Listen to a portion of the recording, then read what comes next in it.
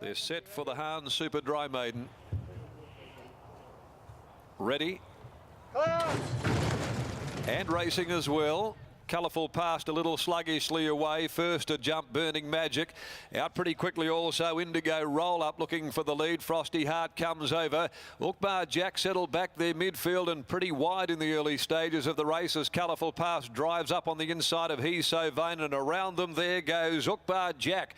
So he's on the move here early at the 800. Followed further back in the field when they'd settled down. Prize Nemesis, who's back there, and second from last is Sense of Denial. Over on the inside towards the rear is Ukbar Ted. 600 left to go, however, and Indigo Roll, the debutant, taken to the front by O'Donnell, led by a length Frosty Heart. Down on the inside, travelling third is Burning Magic. The stablemate sitting three deep. No real luck here at all for Ukbar Jack, being followed by Prize Nemesis. Colourful Pass rolls off the rail, and then Sense of Denial coming to the extreme outside. Ukbar Ted headed the remainder at the 250, and Ukbar Jack ranges up, grabbed the lead from Frosty Heart. Prize Nemesis down the outside is Sense of Denial with 100 left to go. Chris Parnham livens up Ukbar Jack. He's still in front from Prize Nemesis and Burning Magic, and a great win by Ukbar Jack first up. On return, he did all of the work and was much too good, Ukbar Jack, from either the stablemate Burning Magic or Prize Nemesis. Wider out was Ukbar Ted, and then came Frosty Heart, followed further back by Sense of Denial, who loomed and peaked late. Indigo Roll, Colourful Past, and pulling up a furlong behind them is He's So Vain. 112.06 here they've posted into $1.70, 120 on the tote for Ukbar Jack, and has not let its backers down despite the fact that it was back wide and it just worked all the way. Chris rode a very positive race here. He knew that he probably was on the best horse, that was evident, and rode him accordingly. Didn't mind making that move a fair way from home. He sprinted up, he joined them, put pay to them. This has been a good win. And it was, of course, that trial that has now been fully franked with Indigo Jack's return by Ukbar. Ukbar Jack from Purple Miss, trained by Neville Parnham for Vic Logue, Ray Germon, A. Costello, K. Doble, Ms. K. Harris, Sea Shepherd, P. and Mrs. S. Cardinelli, I think I'll get that right, and Kay Kinnenmont along with Mrs. J. Pretty. I'll have another go at that name shortly. Burning Magic, the stablemate, has grabbed second first up by War Chant from Flaming Magic, trained by Neville Parnham and ridden by Stephen Parnham, and Prize Nemesis third by Alfred Nobel from Hotspurs, Jim Taylor, Jason Brown. Ukbar Ted grabbed fourth wide out. A length and a quarter and a short head of the margins. It's 112.05 there. The time here posted 35.42, but ultra impressive, albeit in the maiden here by Ukbar Jack. Next of the day, the RSLWA Trophy over 1,400 metres at 3:45. No changes once again. Well, the trial told us a lot how this horse had come up in the preparation.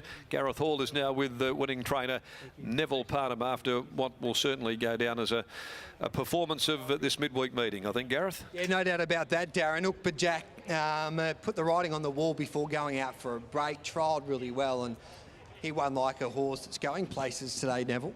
Always shown a lot of promise, and he's been quite a mature horse, you know, a bit finicky and things like that, but he's come back a bigger, stronger horse, and yeah, there's a few wins in store for the horse, I think. And Chris didn't muck around today. He rode him like the best horse in the race. Yeah, I think he was a bit undecided early in the race, but he made a move. Obviously, a maiden, and they're not. Some of them are not that great of horses, but they had their chances, so he took the risk out of it and put him into the race, and yeah, the horse was too strong. You stepped him out to 1,500 metres last preparation. He wins nicely over the 1,200 today. In your eyes, what's his best trip? I'm undecided, but I would have thought about 1,400.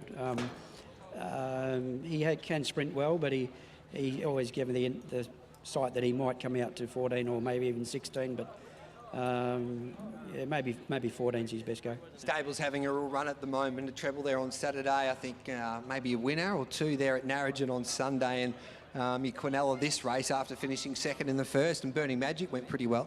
Yeah, she ran a good race first up. She might have been a bit unlucky. She just got held up behind the leader, who was tiring, and Steve had to wait to sort of get out, but she hit the line strongly, and Unfortunately, just another second for the mare and the connections, but she seems to have come back better this time, so hopefully a win's around the corner. Job well done. Thank you. There we go. There is Neville Parnham. Chris Parnham will jump on the scales now. Brett, he tricked me the other day, Chris. What did he do? I rang him up, or our beautiful producer there at Tab Radio, Bonnie Rayner, rang him up and said, I don't know if I can do an interview on Wednesday. Tuesday morning, I usually got track work. And then we woke him up. Oh, he didn't go to track? No, he didn't. Up? Gareth's just stitching you up with a story about you being in bed. It's no time for that. It's all about this winner here, Chris. And Jack, you must have been confident going in. You rode him like the best horse in the race. Yeah, his trial was really strong, and we thought he was the best horse in the race and just rode him accordingly. And yeah, I wasn't too concerned where I was in the run.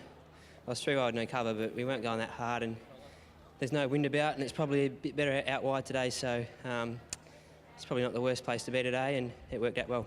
Were you conscious of that going into the race, that perhaps coming down the middle of the track was where you would like to be? Yeah, probably. Drawing 8 of 9, it's probably was always going to happen, but it was more sort of where I positioned the run, whether it was forward or back, and if the pace wasn't strong, I didn't really mind being on speed because, as I said, it's not really blowing a gale today, and sometimes it's not the worst spot to be in a midweek, so it worked out really well. In the next race, Jupiter Rising, it was frustrating last start, that run there, but a horse that it's a little bit limiting in the way that you can ride him. What are your expectations today? Yeah, he'll run well, providing he gets the right run, and I'm sure he'll run top 3, but he probably just needs that suck run, and if he gets that, he should be really hard to beat. Well, congratulations on the win, and hopefully you get that run in the next. Thanks, Benita. And he's looking a treat too. I like his new haircut, Brittany. I think it suits him, the shaved head. Well, it'd make getting ready in the morning very easy. Yes, it does. 22 minutes away from race 5. We'll be back for the second leg of the quaddie here on Anzac Day at Ascot.